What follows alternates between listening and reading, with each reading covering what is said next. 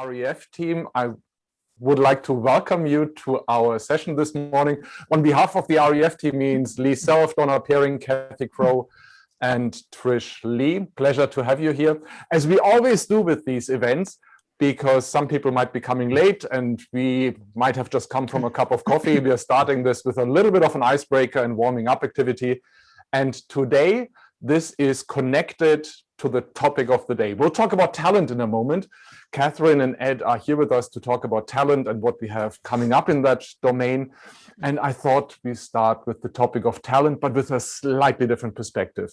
The way I would like to kick us off is to think of some hidden and unknown talents that we might be having and that others might be having.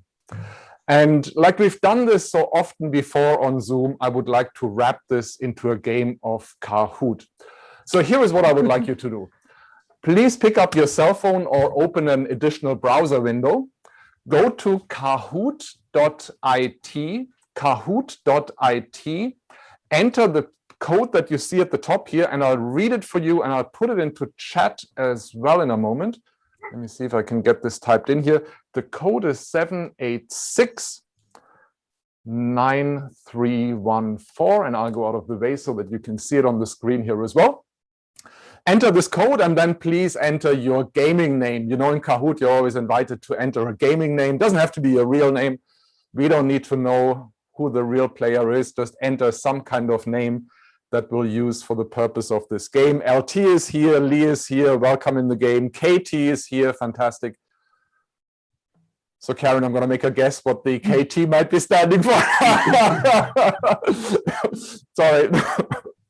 Please go to kahoot.it on a separate browser window or on your smartphone and enter the gaming ID that we have on the screen, and that is in chat at the moment. Shem is here, CA, Game Time is here. Very cool. I like the Game Time moniker here. We've got 7 players in the game. I'll wait a little bit longer until we have more players. And you know what? Let me just add this here as well so that we can have the latecomers join us too. The gaming ID is 7869314. Okay, so when you come into the game, just enter this ID. Okay, cool. We're filling up the game slightly. So let's start this. We are going to take a look at some celebrities, and I want to know what their hidden talent might be. And as you know in Kahoot, tape the button, hit the button that corresponds to the right answer. Our first celebrity is Angelina Jolie. Is it knife throwing, quilting, lockpicking, or welding? That might be her hidden talent. Knife throwing, quilting, lockpicking, or welding. And you wouldn't have guessed it, right? Curious to see, we've got 7 answers in. It was knife throwing, and the majority got this right. Very cool. Let's see who we have in the lead, and our fastest player, Karen. Hey, you're doing well. Very good. Let's take a look at our next celebrity, Pierce Brosnan. What is it for him? Is it sword swallowing, hot dog speed eating, bug tasting, or fire eating? What do you think might be Pierce Brosnan's hidden talent? 9 answers are in, 11. Getting there slowly but surely, 12 answers. Let's see what the right answer is. Oops, many of you got it right. I think it was fire eating. And LC is moving ahead here. Let's see our next celebrity, Bruce Willis. Now everyone has a picture of Bruce Willis, right? What might it be for him? Is it playing alp horns, beautiful instruments from Switzerland, playing harmonicas, playing church organs, so big instruments, right? Or playing harps? What do you think might be in him that we might not know of others? Many of you got this right. Oh, wow. Many of you got this right. Very well done. Thank you so much. Now, I'd love to know from all of you, what are your instruments that you're playing? I'd love to hear your hidden talents as well. And those of you, type it in chat maybe. I'd love to know what your hidden talents are. In chat, type an instrument that you might be playing. What is it that is your harmonica, your harp, Shelley's playing the piano. I just hope that someone's going to enter alp horn here. Accordion. Hey, Denise. Oh, fun. No musical talent for Donna. Okay, Donna, you've got to sing in a moment then, right? You know that. Shaking her head here. Same here for Larry. Okay, got it. Let's go back to our stars and see what they have. And by the way, folks, this works really, really well if you all turn your video on. If you haven't turned your video on, please do so. I'd love to see you. I'd love to see the reaction on your face when we put the next celebrity up here and talk about their talent. Who is leading? LC is still leading. Let me just see if I can figure out. It might be Lisa. So Lisa, you've got to turn, if this is you, LC, you've got to turn your video on here. Number 4, Beyonce. What might it be for her? Is she a Connect 4 champion, a Trivial Pursuit champion, a kayak champion, or a belly dancing champion? What do we think might be her hidden talent here? What is it for Beyonce? 11 answers are in. Many of you have guessed the belly dancing, and it might be almost the obvious one, right? It's not. It's the Connect 4 game that you might remember. You know, these 4 down, 4 in a row. Lee, you've got it right? You're celebrating there. And Lee, is this your first right answer? Is that what you're telling us? It is. It is. I thought I was going to go, straight, all wrong, but. Well done. Let's see where we are on the scoring. LC is still ahead. Okay, 2 more to go. Susan Sarandon. What is her hidden talent? Playing polo, playing ping pong, playing water hockey, or playing on a mastership level Scrabble? What do you think might it be for her? Polo, ping pong, water hockey, or Scrabble on a mastership level? All the answers are in. Many of you guessed ping pong is the right answer. She actually started a ping pong gym in New York City that she is still running, Lee is nodding as if she knows this. You might have played there, Lee. Maybe you're a ping pong fan as well. And the last one, who do we have in the lead? Katie is in the lead. Okay, very good. Karen, you got it. I can see you celebrating there. Okay, the last one is not really a talent, I admit it, but I thought this was so neat. I put it in anyway. It's more of an interest. And our last person is Mike Tyson. What do you think might be his interest? That's a little bit unusual, maybe. Not all of us might have it. Is it car racing? Is it pigeon racing? Is it powerboat racing? Or is it horse racing? What do you think might be his real interest that he's passionate about? 13 answers are in. And we've got the majority got pigeon racing right. Well done. It is indeed pigeon racing. He is breeding, or someone might be breeding pigeons for him that he's using for racing events. Very cool. Now let's see who our winner is. And on position number 3, we have LC. LC, well done. Hey, there you are, Lisa. Very cool. Congratulations. Number 2 was Hobbs. Who is Hobbs? And Hobbs, thank you very much, Shelley. And Katie, you made it. Congratulations. Karen, turn your microphone on real quick for us, please. You won it, so I've got to put you on the spot here. Do you have any hidden talents or any hidden interests by any chance? Anything that we might not know about you right away? I love the game Kahoot. I facilitate trainings with Kahoot on a monthly basis at least. But I never get to play. So this was so fun. I'm always on your side of things. No, I don't think I have any hidden talents. I don't know. Okay, I like to play cornhole. I'm pretty good at it. Yes. That's about all I can give you. Very nice. Thank you so much, Ken. And I didn't know there were Kahoot trainers already. So cool to know this. Thank you very much for sharing that with us. Thank you so much for playing this. The topic is talent. And we'll move over to the more serious part as we look at talent. And Kathy is going to introduce our speakers who will talk about talent. Kathy, over to you. Wonderful. Thank you, Joseph. Gosh, that was fun.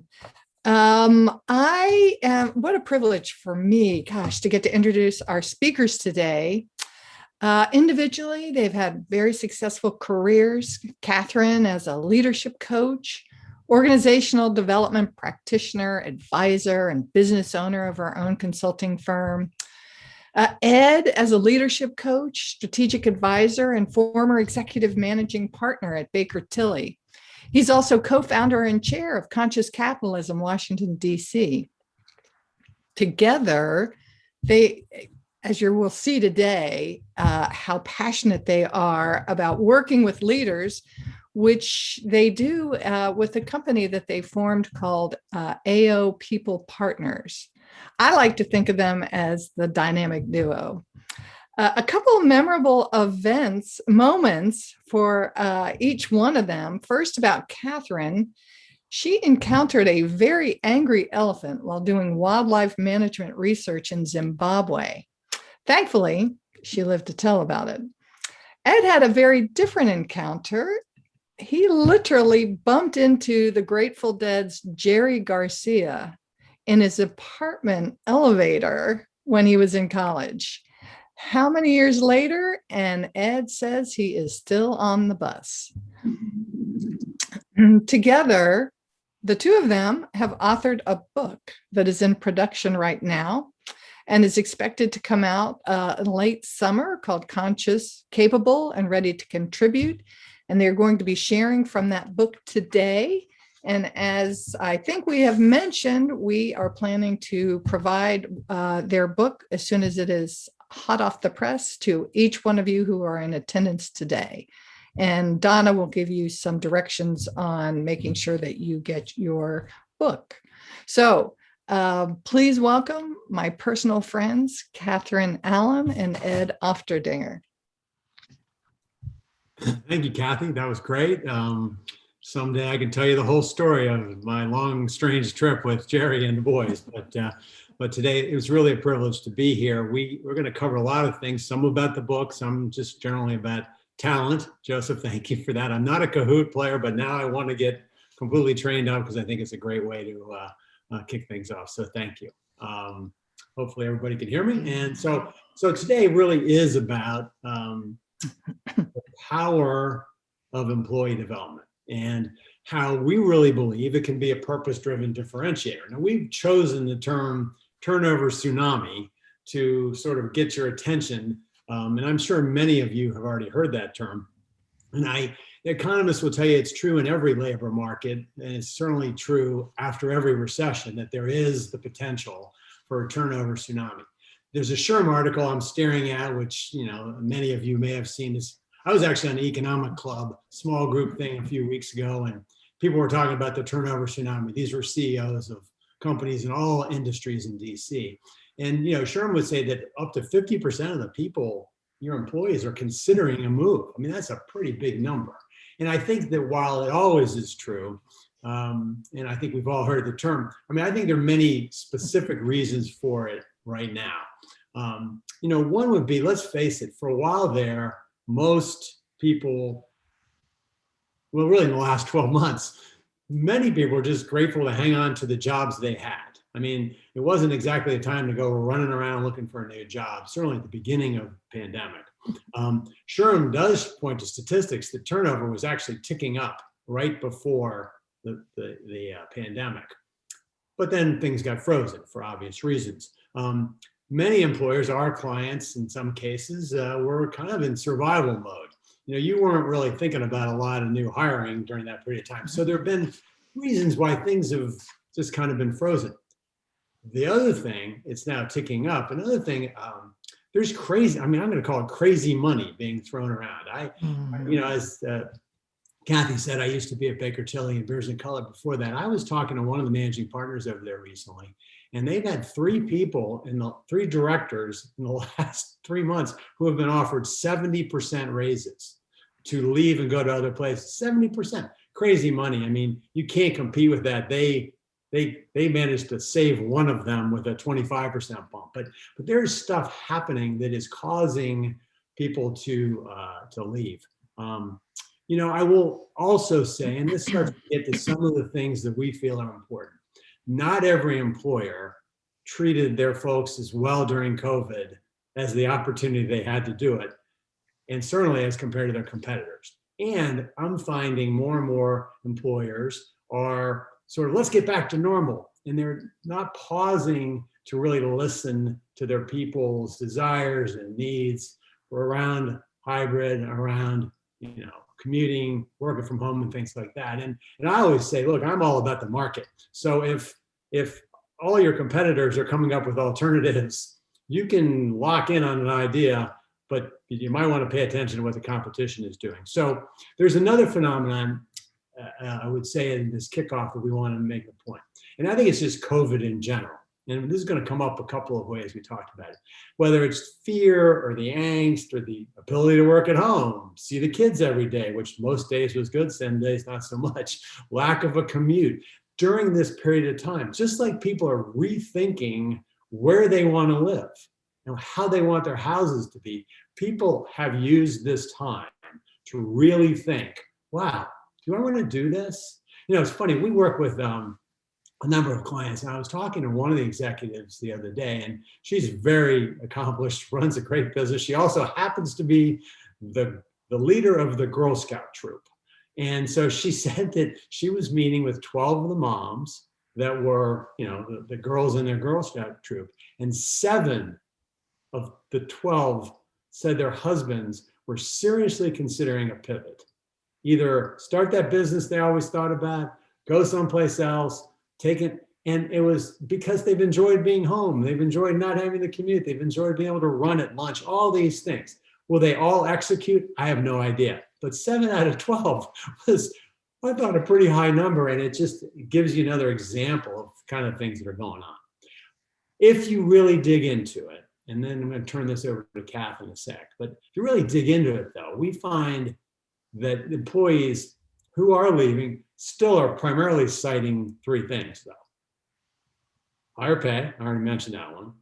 Again, in some cases, better benefits, and the desire for more development, which really gets to the point of what we want to talk about today. Catherine. It's great to see you guys on the screen. I'm really happy for this opportunity to talk with you about what we think about a lot and have written about in our book.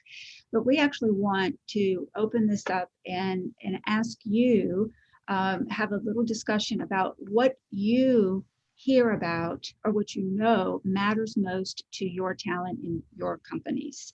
And so we just want to get a sense of just, raise your hand, speak up, however you guys like to do here. What matters most to your talent? What do they talk about that's important to them? We'd love to hear your ideas, your thoughts. What do you hear? What do they talk about? Flexibility. They like flexibility. Okay. What else? They want to feel valued.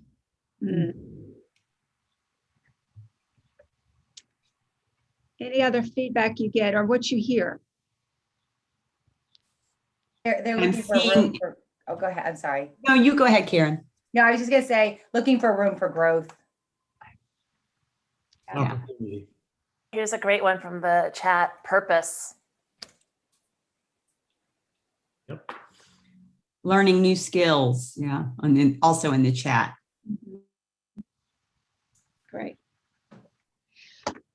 So these are, anybody else that we haven't, anything you want to add that hasn't been voiced so far? Now there's one in here, upward mobility. Oh, that's a good one, yeah.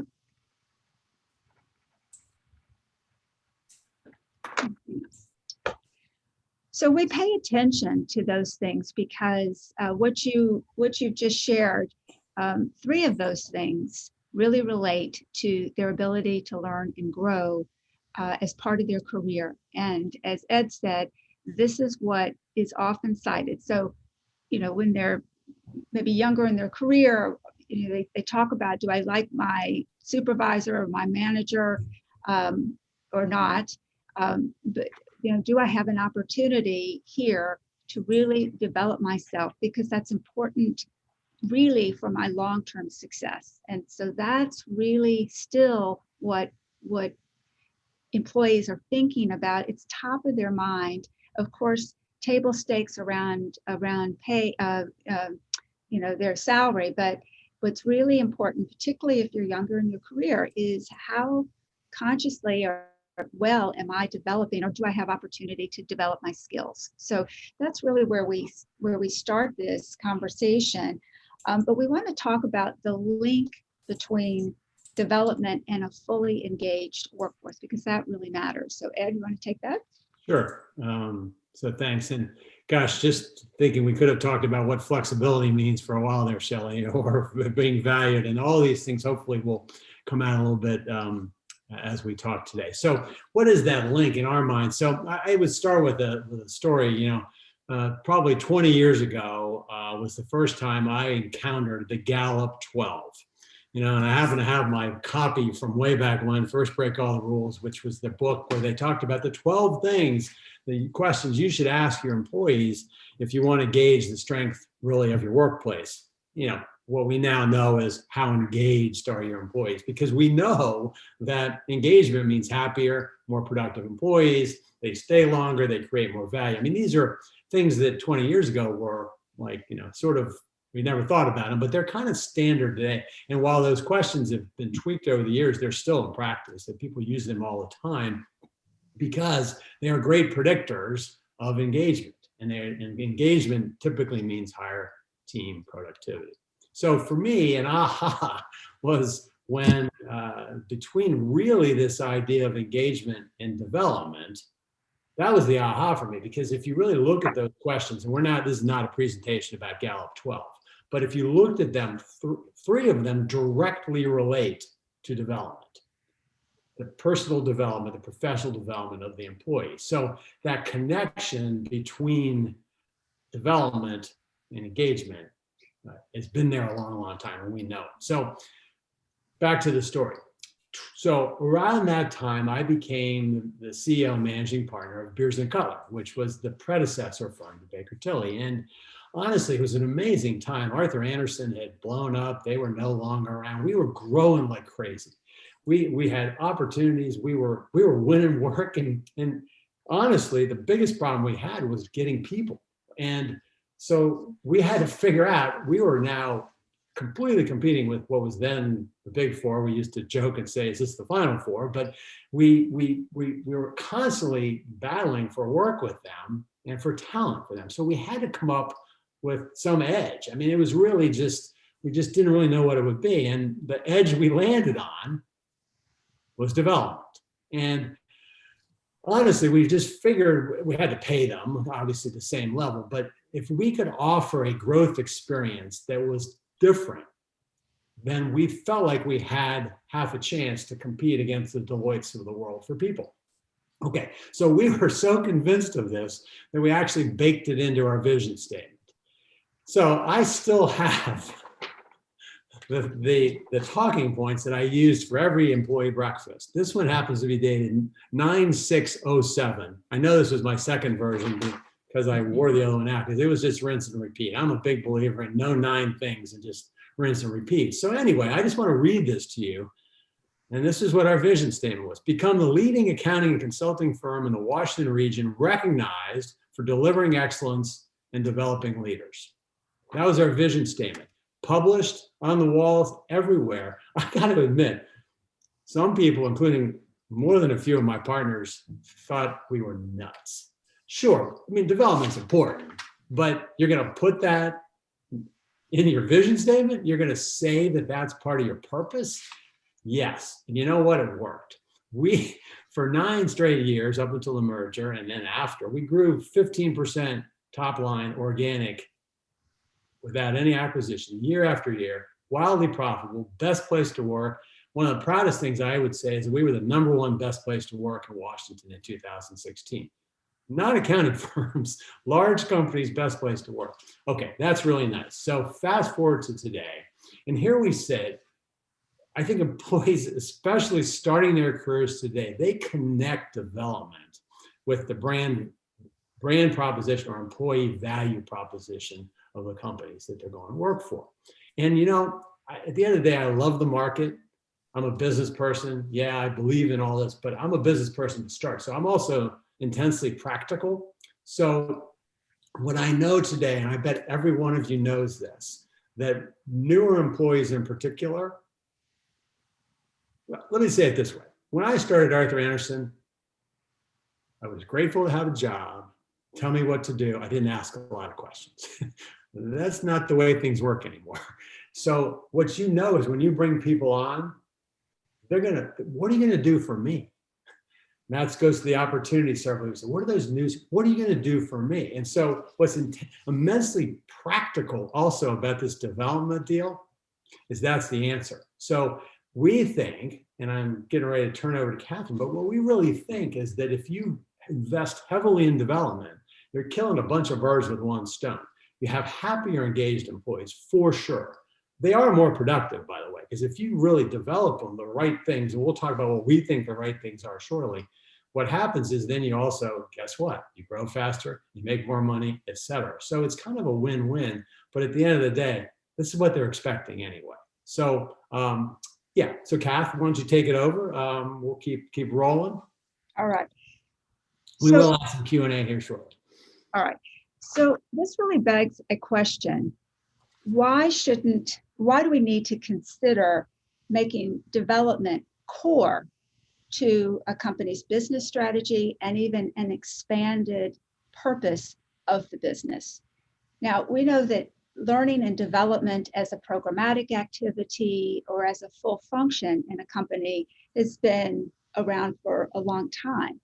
But why does it matter so much today that the conversation is really amped up and focused on developing talent? And why is that? Well, the author, Thomas Friedman, who is a local resident here in the DC area, he provides a really useful context in his book, Thank You for Being Late. He talks about the age of accelerations.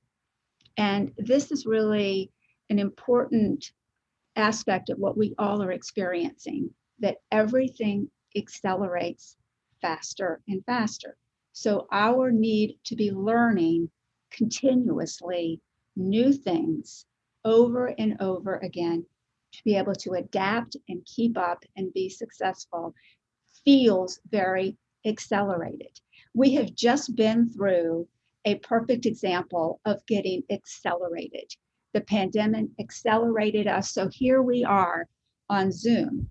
But it's not just the ability to learn new technologies or domain skills that's important. It's becoming really important that we be able to develop ourselves emotionally and socially, those soft skills that we all hear about. That the actual ability to learn continuously is a skill in and of itself that matters more and more to business.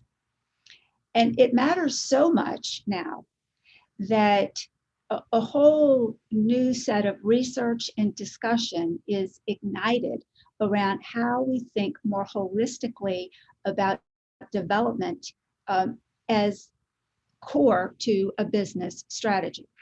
Now, we work a lot with companies on business strategy. We help them develop their strategy. And what we have experienced, and maybe you all in your business have experienced as well, is that the business strategy gets developed and you're focusing on your market and your services and how you're going to deliver and what you're going to improve, et cetera. But we often find that the development in your as a part of your people strategy is often an afterthought and not at all connected to the business strategy. Now that's not often, I'm saying that kind of in a general way, but we discovered that really was not on the minds of business executives, was how development really factored in to fueling their business growth, their business capabilities. And we certainly experience as an OD practitioner and skills developer, someone who has been working with companies around disputes, for example, employee disputes, and dealing with the people issues. I have throughout my career experienced development as being very separate from the strategy, the real business strategy. It's something that HR handles and you provide it as a separate activity. Well, research has more recent research really validates our experience.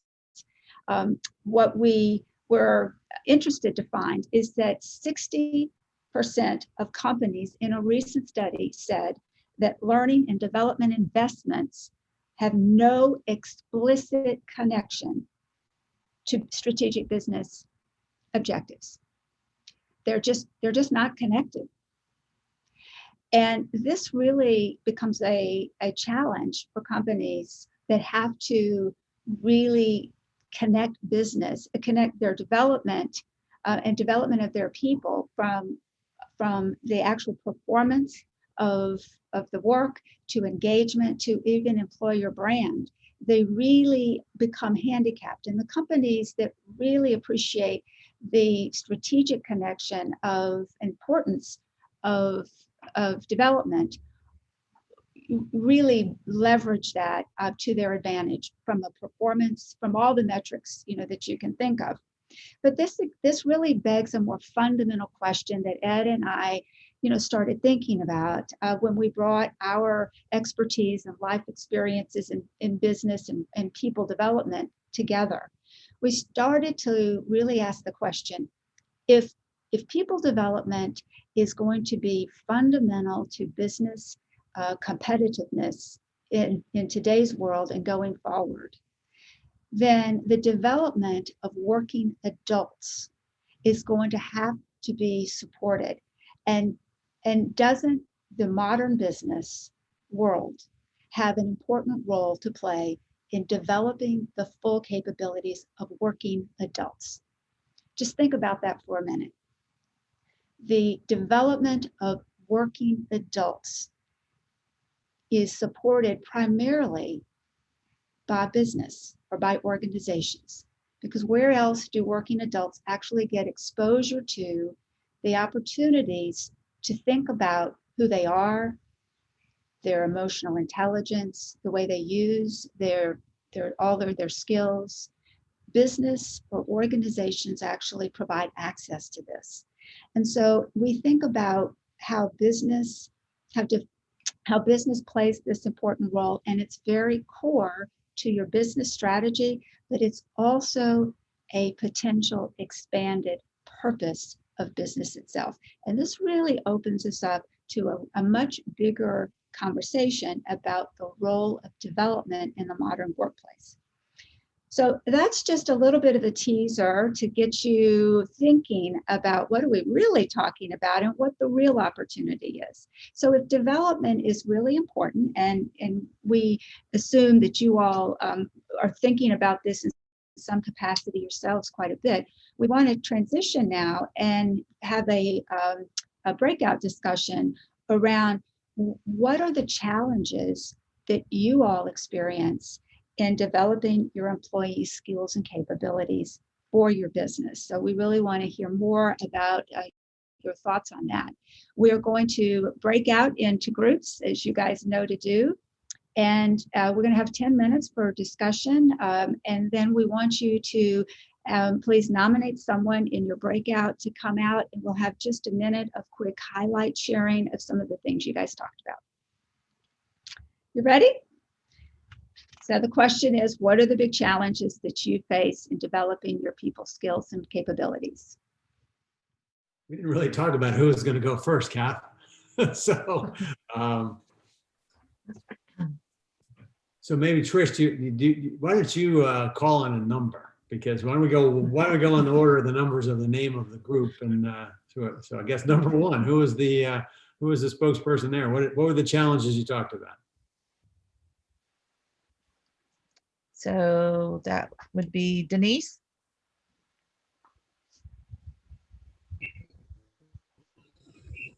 Hi, this is Emma. I was in Denise's group. I think for us, we talked about different challenges our organizations are facing, and one of them was getting people to engage in their own learning. I mean, our organizations offer learning and development and have our corporate strategy closely aligned to employee growth and development, but it's really having individuals take responsibility for their own growth and development. The other was definitely for Dev, really aligning growth plans to the individual, having really a clear path for folks, how you can move from, one level, I suppose, within the organization to the next,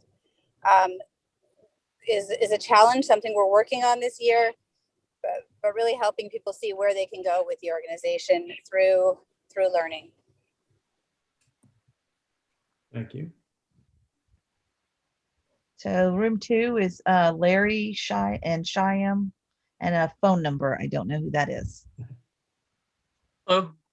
Hi there. So our group had some similar things come up, getting buy-in from the employees as far as their development plan and having them take initiative to progress within the company was one of the issues that we had. Also, differences in development plans from some of our employees on site versus the corporate office and the business office. They're really, we're all the same company, but at the same time, it's very different types of paths and skills required to develop. And then, once that takes place, making sure that people are documenting what they're doing. So when it comes time for raises and bonuses, that, they have some firepower when it comes to me going to bat for saying, hey, I think this person needs an additional X percentage. I think that's an important step that we miss, a lot of the time, because, it's going unnoticed what they're doing. Right. Interesting. Thank you, Ed? Larry. Ed, your room was next. Who's your spokesperson? Lisa. Hello, everyone. So our group talked about 3 main challenges that we had. One is obviously COVID and the challenges that brought with people being remote, focus being on, trying to manage kids being at home from school, just whole entire lives being uprooted. So professional development was not the thing that most people were thinking about at that time. They were just trying to manage how to get through day to day.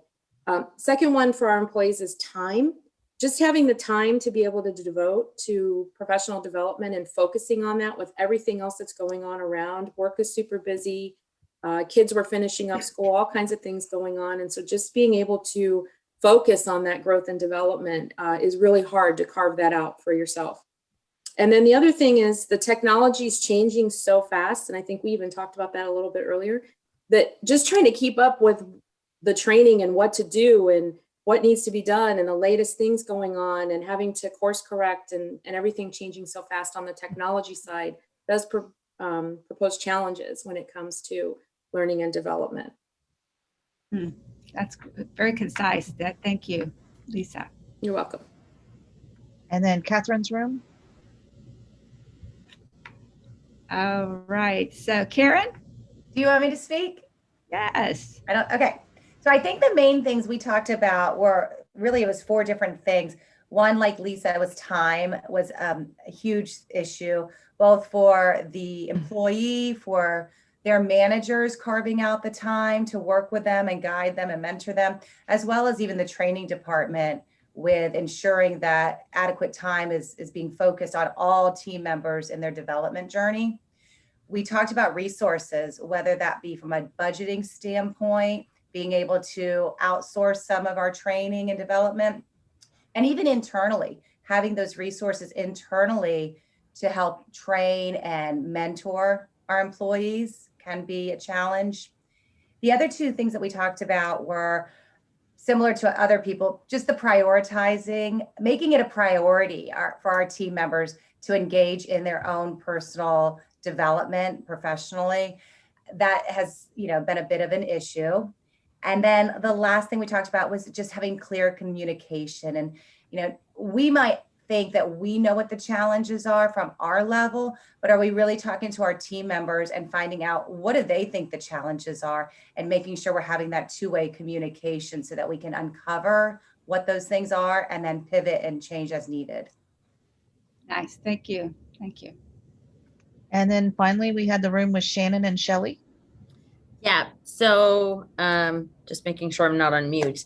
Yeah. I think we hit on a number of those same kinds of topics. We focused a lot on time, right? And from the perspective of both Shannon and I were kind of in the position where it's like we can do these things, but it's always hard to get time and attention from people above and beyond the work that they're doing, right? Because we're in service businesses, and so the customer always comes first, and so you always kind of find yourself being kind of last on the list.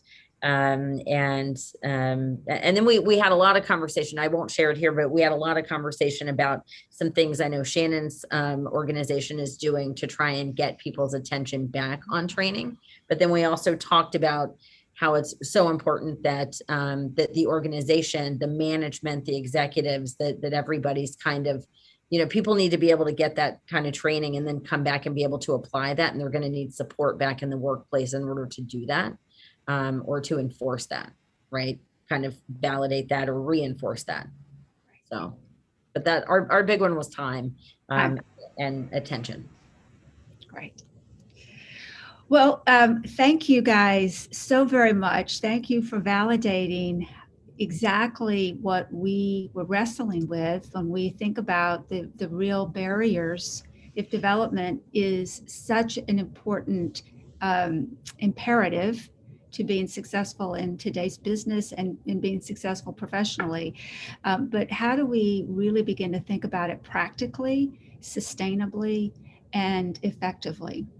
If for those of you who are in the training and development business or profession, you may know that the statistics on return on investment from funding, not always, but and so how to really make development much more effective, as well as accessible and more, a real effective aspect of what you intend to achieve. All of these, which you described as challenges, are what we think about when and have been really working hard on to look at alternative ways to think about how we go about this. So I'm now going to turn it over to Ed to talk a little bit about our book, why we wrote the book, and how it's structured.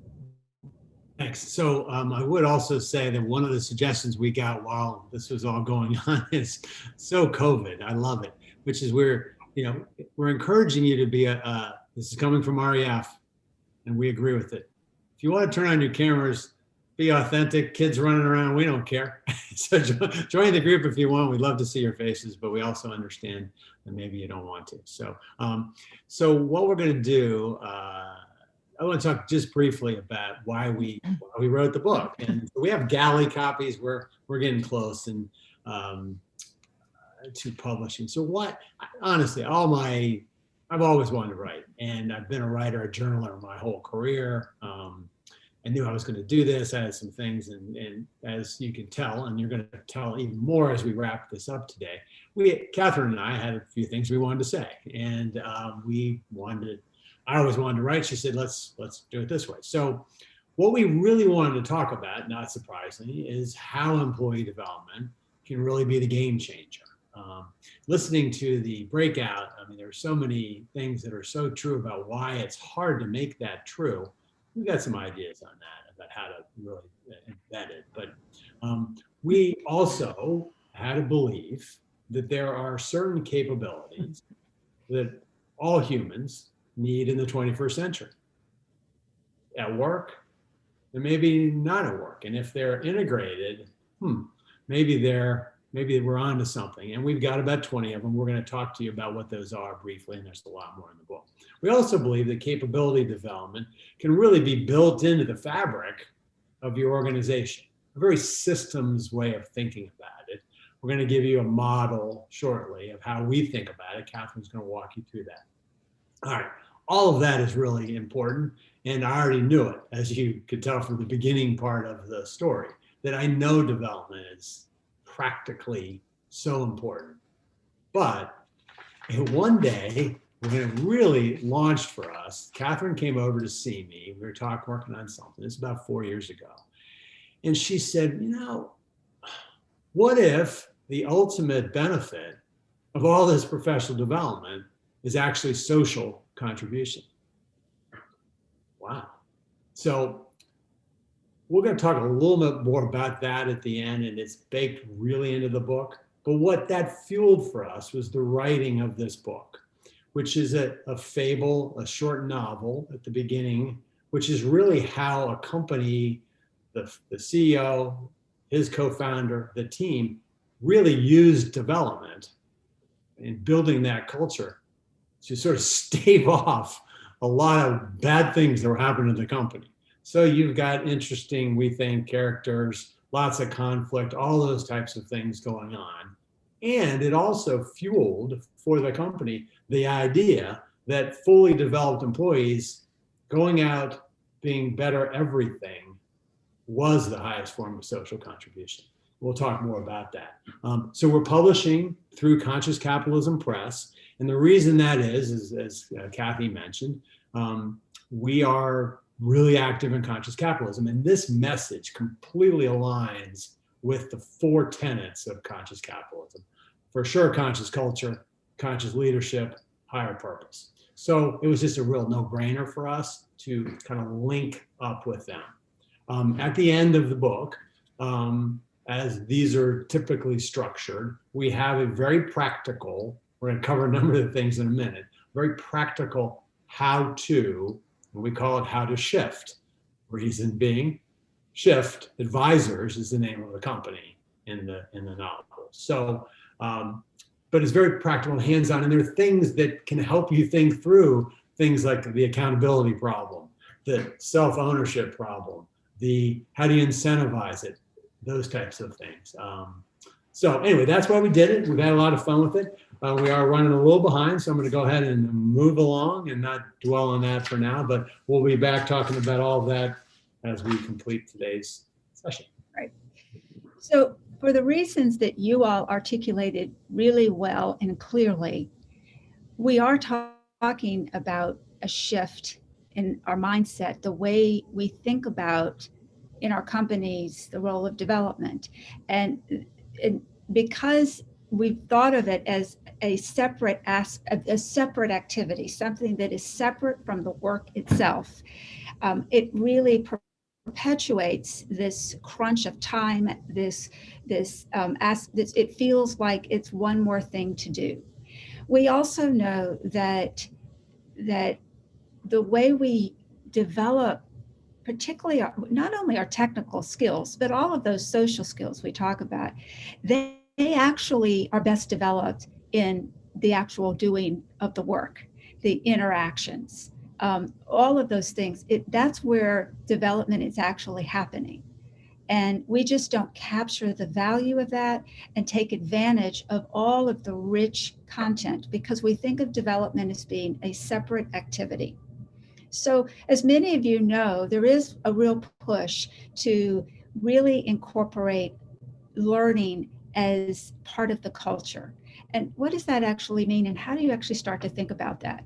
We think of the importance of learning in the culture of an organization as building a conscious development culture, because we really are talking about everyone becoming conscious that while they are working, they are learning new things and they are developing themselves. One of the things that you guys, several of you mentioned, is the difficulty or the challenge of getting employees to own their own development experience. And that's very true. And an organization that does not emphasize it as being part of the water, being the way we do things around here, which is how we think about culture, as a mindset, but also as a behavior, it's very hard to really get people comfortable with all the ways in which everything about our day can be a form of learning and a teacher to us. So how do we begin to develop a conscious development culture in your business? There are 5 strategies that, from our experience and our research and our work with clients, that we are thinking about. I'm going to just show you a couple slides here. These are 5 strategies that we think are really important to either get started or to enhance what you already do. One is really looking at the role of leadership. in an organizational environment, all people operate in a hierarchical understanding of what's expected, and that is set by leadership. And so what the leaders talk about in terms of development makes all the difference. And so we talk about the importance of leaders really understanding what we call the own, model, and drive of the development agenda. Leaders actually have to own their own development journey and own it out loud, model it so that all employees are invited to see how it looks in real time. And if leaders are not doing that, they can't give the permission structure that's required for everyone to step into a more conscious, deliberate way of looking at everything that happens during the day as a form of learning and growth, and feel comfortable and not intimidated about that. The third thing, though, is being able to drive that development agenda, creating the conditions that make development happen in a more fluid, integrated way. And so leaders actually play a very pivotal role, and we work with leaders to help them understand that from an own, model, and drive mantra. And it's really the core of our leadership development. Own, model, and drive is also a great mantra that drives great business change and transformation, but it starts with leadership. Then, as we've been discussing, and several of you have mentioned, aligning your business and people strategies very explicitly is very important. And that requires getting a bit specific about what it is we need our people to be doing very capably, and really examining that and making development really core to your people strategy, but very connected with business objectives and business outcomes. The third is really defining the conscious development principles that everyone in the company needs to understand, being very explicit about that. Two examples of principles would be that in our company, everyone is expected to be in the mode of learning and developing themselves every day and helping each other learn and develop. That creates the permission to have the conversations without feeling defensive. A lot of what prevents us from applying new skills, particularly people skills, is our fear of being judged, our fear of being wrong, our fear of trying new things. All of that human in the sandbox gets in the way. And so principles really help to create clarity for everyone about what's expected. Creating a psychologically safe environment for learning is also very important, and leaders have to really drive that, because people will not really step in to learning new things and learning them in real time if the conditions aren't set. And so principles are very important. Then defining the capabilities, the people capabilities that matter to your business really are important. People need to know that they are valued, and we'll talk a bit about that, but we underestimate, or it's usually HR who kind of quietly deals with that, and we don't talk about the capabilities very openly, and so it's harder to step into them. And then finally, we believe that embedding conscious development in an integrated way through the employee life cycle is a very practical and very powerful way of integrating development messaging and practice. And so we'll look at that in a minute. Anything else I want to say here? Nope, we're going to, Ed, we'll take it for you to share about our capabilities. Yeah, and so we're mindful of time, so we want to get you done by 9:30. So a little bit of this will be, you'll have to read the book, which will cover a number of things, or we're happy to come talk to you. What I want to talk a little bit about is this idea of what are those capabilities from our point of view that we think are so vital. So there we go, man is going to come up. So I guess the first thing I would say is you can see we've organized our thinking about capabilities into three buckets. I think the thing to notice right out of the box is we've redefined what oftentimes are called soft skills. I think what we believe is that soft skills, soft is a misnomer. There is absolutely nothing easy about learning those skills, those people skills, those things. And the term itself, soft skills, we we just sort of recoil from it because it implies somehow they're less important than hard skills or technical skills. We would say they're as important. They're not more important, but they're as important. So we've broken them for simplicity, we think, into kind of two sets. I mean, as far as the soft skills. So we have the mind skills. So these are the things that are sort of embedded in the brain's cognitive function. It's learning, problem solving. You can look at the list. People skills, those are fairly obvious, the interpersonal, the behavioral, and then we have technical skills. Nothing happens in our breakout group talking about the change of the technology. You have to be, if you don't know that assets are on the left and liabilities are on the right, it really doesn't matter how good your EQ is, okay? You need to know these things, but we believe the others are sort of just as important. So these are the ones we've come up with. We will have it. There's a handout coming that'll give all the definitions and so forth. You can look at this list and you can see that some of these have been around, if you will, forever. EQ, emotional intelligence, Daniel Goleman, that is not a new concept. Self-awareness, self-regulation, and such. Similarly, we've all been talking about communication skills a long time. But what we think and we see is that things like critical thinking, wow, divided world, being able to be more capable at critical thinking would be a pretty useful thing at work and away from work. Adaptability in the age of VUCA and an age of accelerations, the ability to be adaptable, change. That's why we put curiosity on there, asking that next question and the next question and the next question. Being intellectually curious is a capability that would benefit many, many companies. So then you've got things like, I'm not sure anybody would be putting kindness on their list 20 years ago, but we think that cultures that are kind cultures, the data is clear. When you have a kind workplace, you have more engaged employees. And in fact, more engaged employees, as we've said a number of times, they're just more productive and, back to the capitalist part of it, you're going to be more successful. Resolving conflict. But what you might notice, if you really start to engage with these, and you'll see it in the book, is that they don't just benefit the employees at work.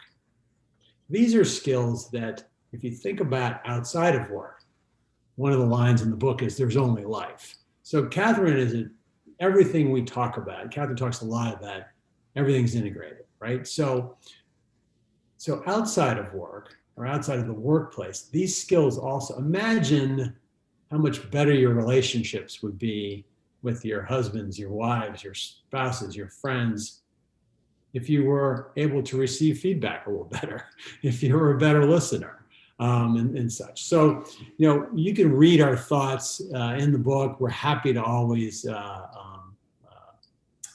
come out and talk.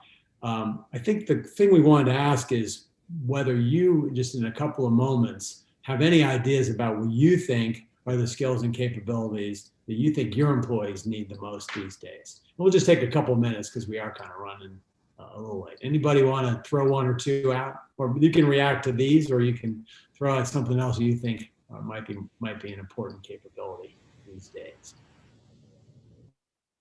Anyone?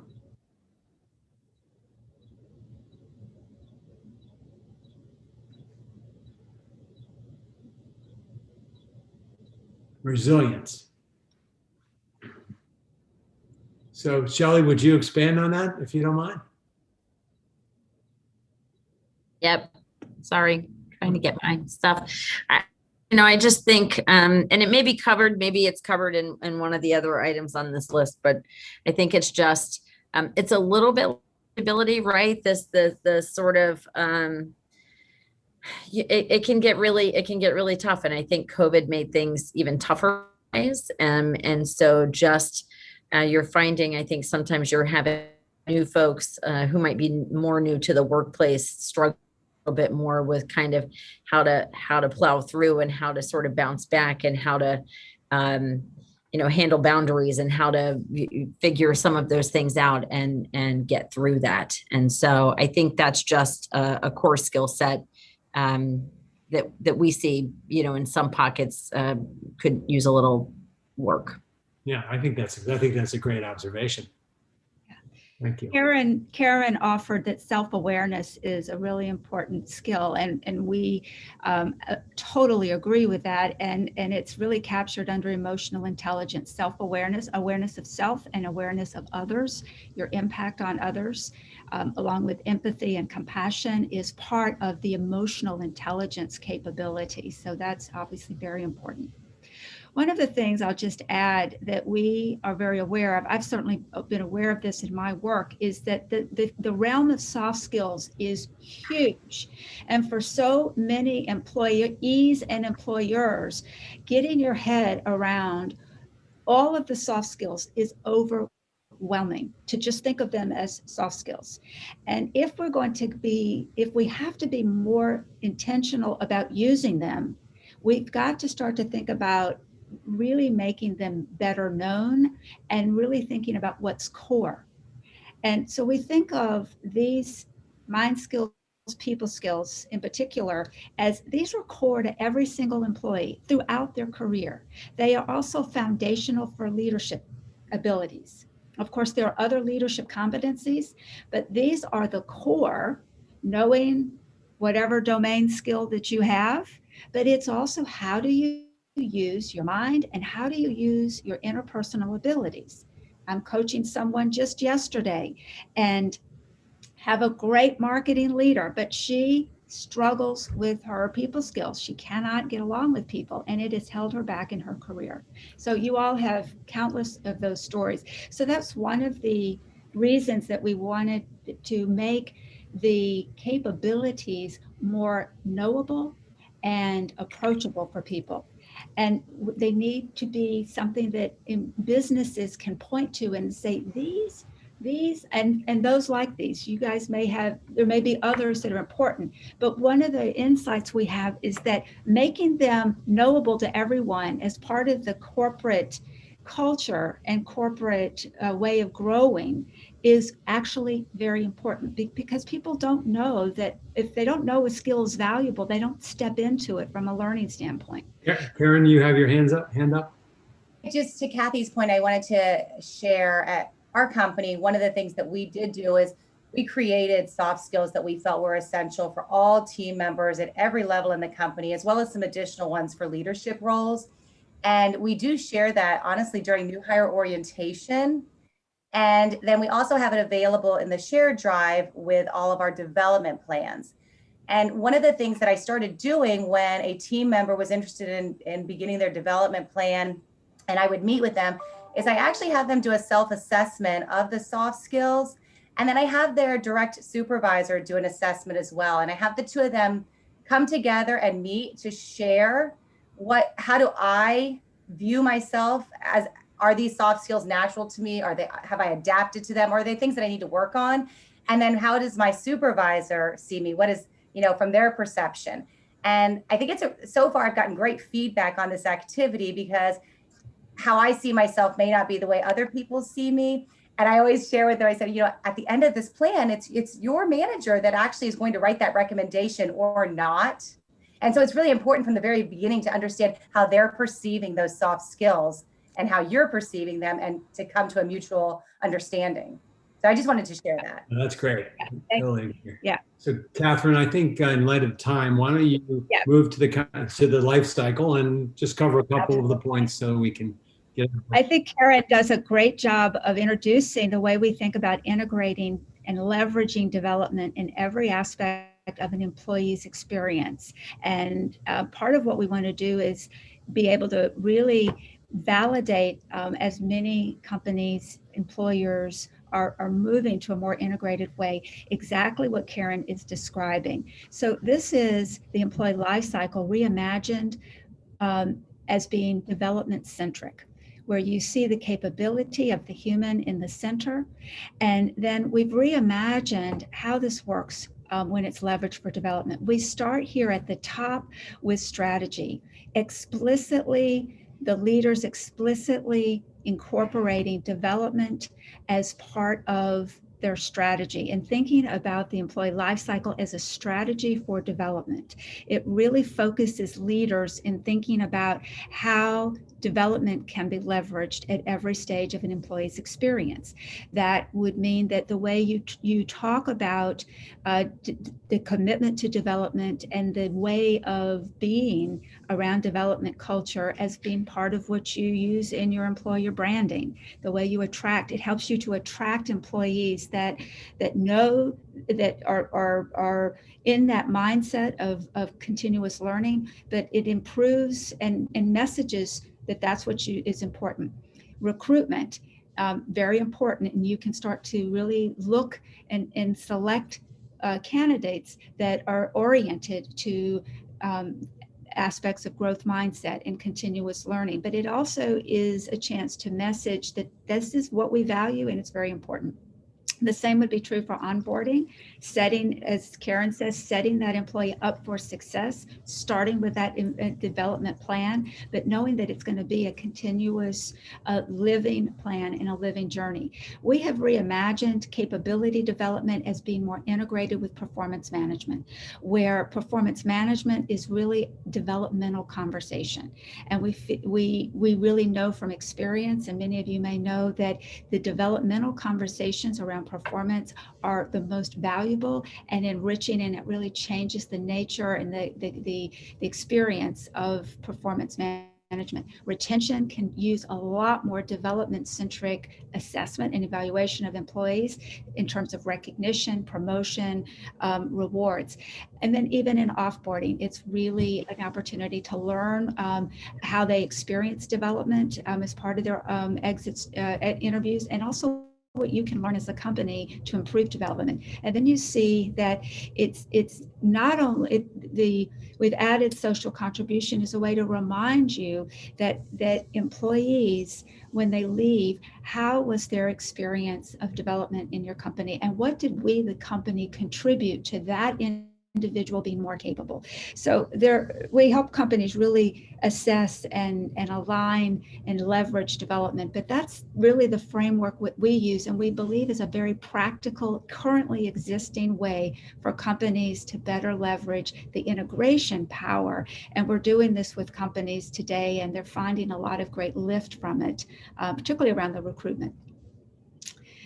All right, so let's see, where are we? I don't think I have time to share I wanted to, I'm going to move forward, but we really are having great success when we think about the way you leverage critical thinking as an example, the way you leaders talk about it being valued, a value to the company, expected and relevant to the business. So there's communication that leaders do that make each of the skills more knowable to people, and then they naturally step into them. Of course, you're providing resources, but you also want to use practice, everyday practice, and everyone helping each other practice, and then incentives. And so that really, whatever you're trying to develop, when you really start by how we communicate value, relevance, and expectation, provided with resources, and then everyday practice